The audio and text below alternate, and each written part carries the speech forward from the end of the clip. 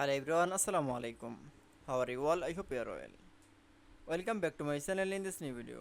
Today's video, how to remove the underlined text in Microsoft Excel. So get it started. At first, open your Excel document firstly. Then you show the text. This text is underlined at this. Then you can see is the remove the underline. Firstly, select your underline text. Now select and going to the underline icon. Now click for the underline icon. Then let's remove the underline. Then again another underline text, select and going to the remove underline, going to the underline option. Now click for the underline.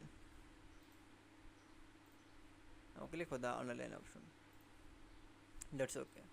Then show the remove the all text is the underline. I hope to enjoy the video. Please like, comment, share and subscribe my channel. Thanks for watching my video.